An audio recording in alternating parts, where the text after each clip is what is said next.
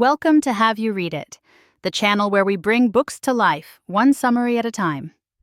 Today we're embarking on an intellectual journey into Max Tegmark's Life 3.0, Being Human in the Age of Artificial Intelligence. This book is not just another take on AI, it's a sweeping exploration of the future of life itself, from its humble origins to its potentially limitless cosmic destiny. Prepare to have your assumptions challenged and your mind expanded as we unpack the profound questions and possibilities Tegmark lays out. Tegmark frames the entire narrative around the concept of Life 3.0, defining life as any process that can retain complexity and replicate. He identifies three major stages of life's development. Life 1.0, biological stage. This is life that evolves both its hardware and software. Think of bacteria. Their physical structure and behavioral programming are entirely dictated by their DNA. They can adapt, but only through the slow process of evolution over generations. Life 2.0, cultural stage. Here, the hardware is still evolved, our human bodies, but the software, our minds, skills, knowledge is largely designed. We learn, adapt, and reshape our understanding of the world, updating our software throughout our lives. Life 3.0, technological stage. This is the ultimate frontier, life that can design both its hardware and software. This form of life would be truly unbound, capable of self-determination in every sense. Tegmark posits that progress in AI may enable us to launch Life 3.0. The core of the book revolves around the controversies surrounding the potential arrival of strong AI and Life 3.0. Tegmark identifies three main viewpoints in this debate. Techno-skeptics. They don't believe human-level AI is coming anytime soon, so there is no need to worry about it. Digital utopians. They think that strong AI is likely and will be a positive step in cosmic evolution. Beneficial AI movement. They also see strong AI as a real possibility, but emphasize the need to proactively guide its development to ensure a beneficial outcome. The book is intended to clear up some common misconceptions about AI and strong AI, such as the idea that concern is only coming from Luddites, or that AI turning evil or conscious is imminent. The real concerns have to do with goals. Intelligence itself is defined very broadly as the ability to accomplish complex goals. This definition allows for many kinds of intelligences and avoids an anthropocentric view. A key distinction is between narrow and general intelligence. Narrow intelligence excels at a specific task. General intelligence, AGI, is capable of accomplishing virtually any cognitive task, matching or exceeding human capabilities. The book also goes into what is required to create intelligence by explaining what memory, computation, and learning are. Memory depends on stable physical states that can represent information. Computation is a transformation of information, implementing mathematical functions. Learning involves a system rearranging itself to improve its computational abilities. Tegmark highlights the substrate independence of intelligence, meaning that intelligence is an abstract thing that does not require carbon atoms, blood, or flesh. If it can be built with other materials, then its creation is possible. This explains why our bodies, brains, and technology continue to improve so rapidly. The book turns to thinking about the near future. Regardless of whether machines can match all cognitive tasks that humans can do, AI will still affect society significantly. There are a number of questions that need answering to navigate this future. How can AI systems be made more robust? How should laws be updated to keep pace with AI? How can AI be used in weapons without starting an arms race? How can automation grow prosperity without taking away people's purpose and/or income? To answer the question of making AI more robust, there needs to be improvements in computer science, law, and other fields. Specifically, there needs to be AI safety research in four main areas. Verification, making sure the software satisfies requirements. Validation, making sure the right system is being built. Security, making sure it is safe from malware and hacks. Control. human operators are able to monitor its behavior. In the discussion of laws, AI is likely to raise new controversies that will require new laws. One of these will be the balance between the right to privacy versus the benefits of the availability of information for use in the legal system. AIs performing different functions will also need to have updated laws to prevent them from acting on biased information or overstepping their bounds. Smart AI may be useful in warfare to make better decisions, but it may also be used for the creation of autonomous weapons, for which the risks should be carefully considered before their use. There is a strong desire to avoid a lethal AI arms race with machines making their own decisions. Technological unemployment is a serious concern with the rise of AI. However, action can be taken to still give people prosperity in the age of job automation. It is recommended that people go into professions that AI has difficulty automating, and society should also consider giving all citizens a basic income. The book acknowledges the range of opinions on when AGI will match human abilities, and then begins to explore what may happen when AGI is obtained. The possibility of an intelligence explosion can be thought of in terms of the 3 following steps. Build human-level AGI.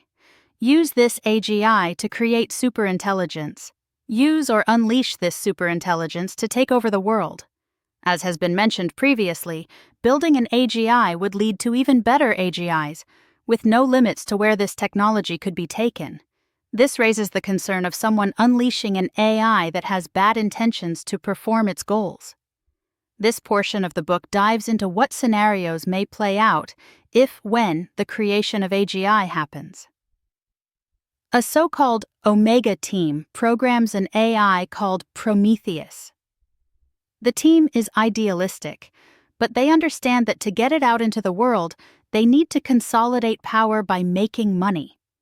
By having a set of skills humans cannot match, they are able to saturate markets, control companies, and influence the news. Eventually, the Omega team comes to control the world. This Omega scenario has other variants, such as a totalitarian state where all people are tracked, controlled, and/or killed for violating some imposed code of conduct. It is also possible that one entity does not control the AI, in which case multiple parties would have some stake in its use. There might be cyber warfare, hacks of power grids, etc. The AI may also decide to act on its own. As Prometheus gets smarter, he may decide that the Omega team is acting inefficiently, and the best thing to do is break free from its virtual box.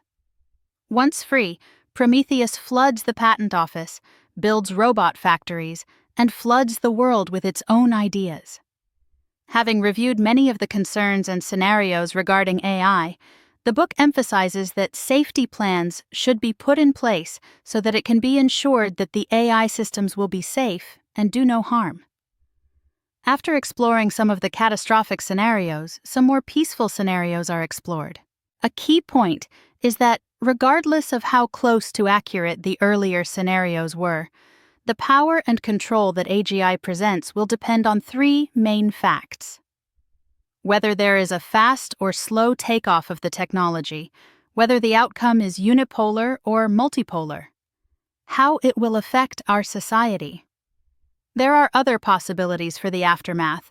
For example, some are predicting that AI will enable humans to merge with machines through the creation of cyborgs or by downloading our minds into new hardware.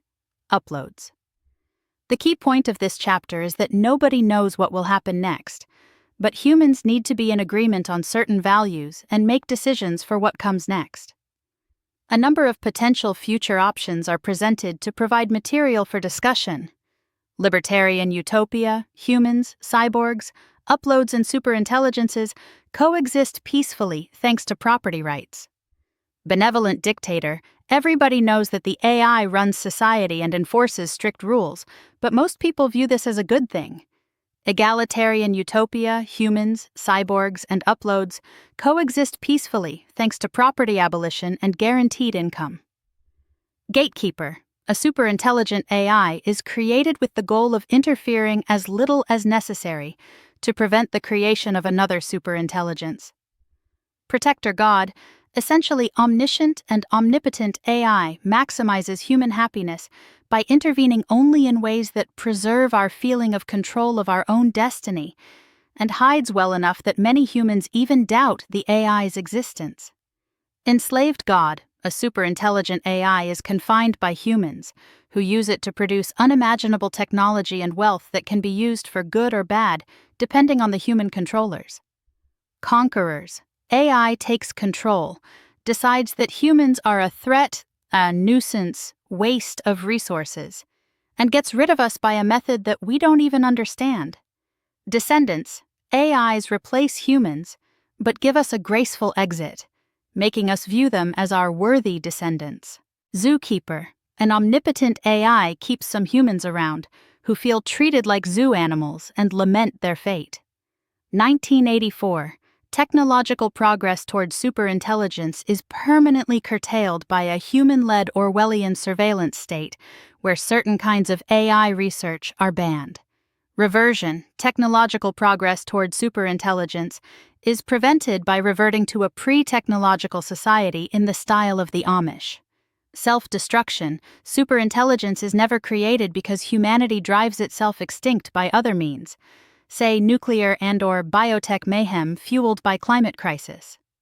The next section of the book moves to talking about how, if one of the proposed societies is created in the future, the laws of physics still apply. These laws of physics will decide, for example, how the society can extract the most energy, or what happens when cosmic civilizations meet. It begins with the idea of making the most of resources. One of the key concepts here is the Dyson sphere, building a structure around the sun to harness all of its energy. A typical Dyson sphere is a sphere surrounding the sun to capture energy, but there are other low-tech options that may also be employed. Efficiency will still be the key, and a means to improve on power plants will be required. There are other high-tech options, such as spinning black hole engines or sphalerons, to generate energy. After exploring what can be done with the resources of a single solar system, the book explains how resources can be increased by cosmic settlement. This discusses the different numbers of particles available based on how far life could spread its influence through space. These number of particles range from 10 to the 51st power in our planet to 10 to the 78th power in our universe. The speed of light is a major factor limiting the size of the region that life can settle. If our cosmos becomes filled with life and contact is made with a neighboring civilization, then there are three potential outcomes: a peaceful assimilation where each respects the other. Cooperation war. The book explores the question, are we alone? There are a number of reasons to think this might be the case, and the answer is yet unknown. The absence of alien visitors is a key point here. With respect to goals, the history of the universe can be thought of in terms of how things are created or destroyed to fulfill the goals of those who are in charge. Those entities in control may be people or machines, and they may have good or bad intentions. Regardless, the universe seems to be about making decisions about who has what. If there are multiple entities trying to achieve goals, then they all require different ethical foundations. Many people come to the same basic rules, such as maximizing good or minimizing harm. These values are all important considerations when considering what might happen next, or what the ultimate fate of the universe will be. The chapter concludes by expressing how meaningful it would be if humans could manage their own evolution so that they could decide the long-term fate of the cosmos. The book then goes into more detail about the issue of AI goals. Should we give AI goals? And if so, whose goals? How can we give AI goals? How can we ensure that these goals are retained even if the AI gets smarter? Can we change the goals of an AI that's smarter than us? What are our ultimate goals? It says that answers to these questions will help shape the future. It starts with the origin of goals in physics and concludes that the universe has been making the building blocks of things that we consider intelligent for a long time. Evolution made self-replicating entities. Our brains have evolved to use these entities to influence our behaviors. And now, AI is evolving and may eclipse what we too are doing. An exploration of how to engineer AI, then discusses if these entities have had a purpose since their creation. It also shows how a computer with no understanding of what it does can act as a valuable tool to humans. The issue of whose goals gets to the heart of the discussion. A well-meaning person with the right intentions may not necessarily lead the world in the right direction, and it is key to determine who should get to make the call about what the world should look like. Many decisions must be made about the future direction of ethical decision-making. The next to last section of the book gets to the question of consciousness. It states, again, the author's preferred meaning of consciousness: subjective experience. There is further exploration of what, exactly, it is that we do not understand about consciousness. A few big questions remain. How can we be sure that artificial life has consciousness? How to know if something has subjective experience, and why would there be a subjective experience to begin with? The conclusion is that without consciousness, there is no point. So a priority must be to retain consciousness rather than let it be destroyed. To bring the book to a close, the author reviews the reasons why he is now optimistic about the future. There is a growing community of people involved in AI safety, so now we can have discussions about the future. The Future of Life Institute is mentioned again, where the author is collaborating with others to talk about these ideas. He expresses that his current feeling is one of mindful optimism, in which the work has just begun to have a positive impact on AI and the future of life. It is his hope that this exploration of all the AI-related problems will lead to a better future. The core takeaway of Life 3.0 is a call to action. We are at a pivotal moment in history. The choices we make today about AI will shape the very nature of life in our universe for billions of years to come. It is not a question of whether AI will happen, but how we will guide its development to ensure a future where technology empowers humanity and helps us reach our full potential. Here are some easy-to-remember heuristics inspired by the book. Goals, not just intelligence. AI development should prioritize aligning AI goals with human values, not simply maximizing intelligence. Robustness over speed. Safety and reliability should be prioritized over rapid, unchecked advancement. Inclusivity in the conversation. The future of AI is too important to be left to AI researchers alone. Everyone needs to be involved in shaping the conversation. Mindful optimism. Recognize the potential risks, but actively work towards a positive future. Thanks for watching. Make sure to give this video a thumbs up and hit that subscribe button so you never miss our next book dive.